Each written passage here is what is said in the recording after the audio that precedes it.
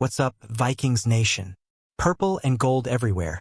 Because today we're diving straight into one of the most frustrating, emotional, and never-ending topics in Minnesota Vikings news: the offensive line. If you've been a fan for more than 5 minutes, you already know this pain. But stay with me, because what I'm about to break down might completely change how you see this unit. Here's the teaser right out of the gate. The offensive line was bad, but not for the reasons most fans think.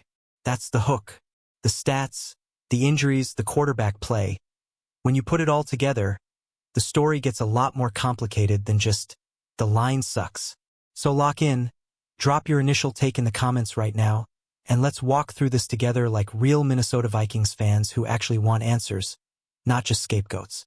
The Minnesota Vikings having offensive line issues feels almost normal at this point. It's been baked into the identity of this franchise for nearly 15 years. Every season, we come in hoping this will finally be the year, and almost every season we walk away disappointed. The last truly dominant offensive line was back in 2009, and guess what happened? That team went straight to the NFC Championship game. From 2010 through 2012, the line was still solid, still competitive, still giving the offense a chance. But after that, things fell apart. Even in 2017, a season that ended one game short of the Super Bowl, the offensive line was a massive problem. And we all remember how the Eagles absolutely destroyed that group in Philadelphia, exposing issues that never really went away. Fast forward to this season, and the story feels painfully familiar. The offensive line was inconsistent at best, unreliable at worst, and it ultimately cost offensive line coach Chris Cooper his job. That move alone tells you the organization knows something wasn't right. Coaching changes don't happen in a vacuum, especially not in the trenches where continuity matters. But here's where things get interesting. If you stop at "the line was bad," you miss the real story. Because when you dig deeper, the issues weren't just about talent or effort. They were about circumstances stacking up at the worst possible times. Let's get one thing straight.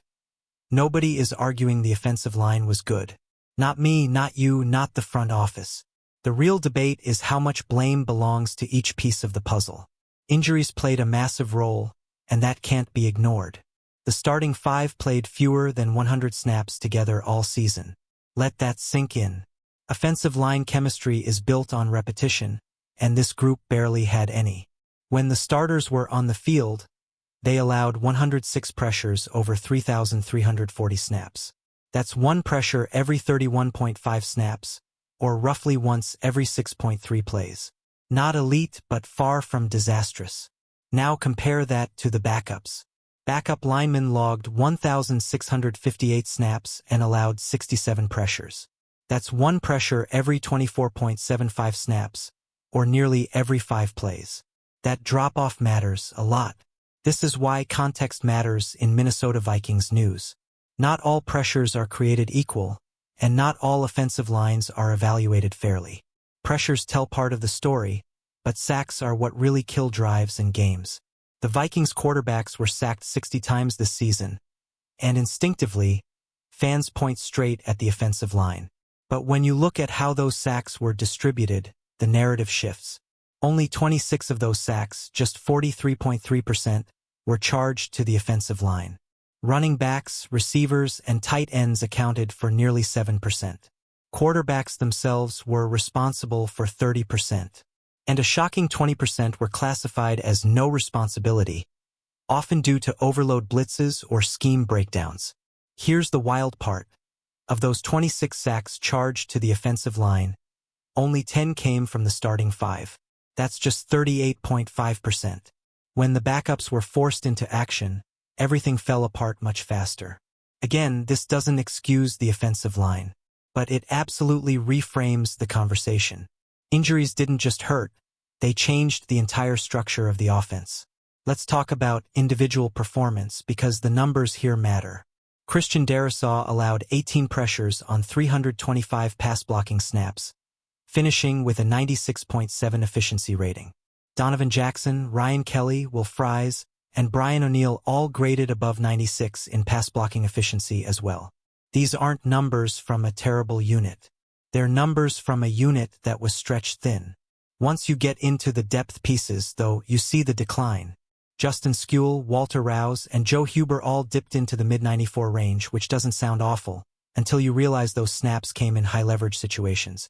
Football isn't just about averages. It's about timing. And the Vikings were hit with offensive line injuries at the worst possible moments. This is where quarterback play enters the conversation, and this is where things get uncomfortable. Offensive line perception is always tied to the quarterback. Last season, flaws were masked by pocket movement and decision-making. This year, the Vikings didn't have that luxury. Every quarterback who started struggled in critical ways. J.J. McCarthy, Carson Wentz, and Max Brosmer were all pressured on nearly 40% of their dropbacks. That number alone raises red flags. But pressure responsibility matters too. McCarthy had some level of responsibility on 18.4% of his dropbacks. Wentz was at 15.3%. Brosmer, over 22%. This isn't just about taking sacks. It's about processing the field, reading blitzes, and making timely decisions.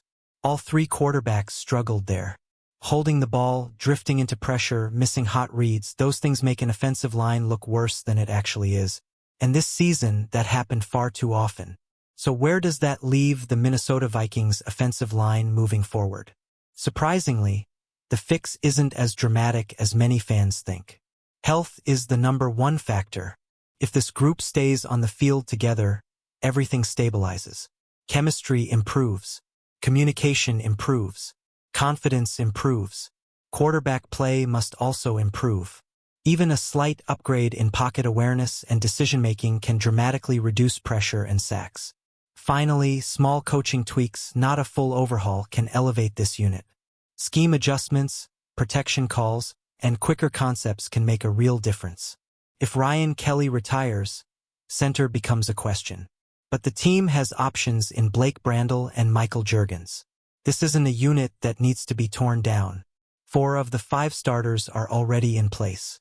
That kind of continuity is rare in the NFL and incredibly valuable. Too many people are calling for massive changes to a group that was simply decimated by injuries. What this unit really needs is patience.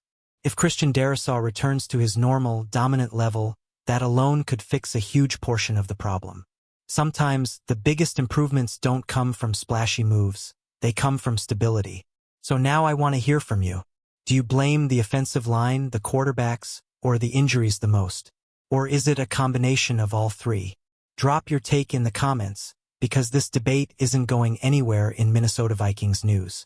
If you enjoyed this breakdown, smash that like button, subscribe for more Vikings content, and share this with every fan who still thinks the offensive line was the only problem. This is Vikings football. This is real talk, and we're just getting started.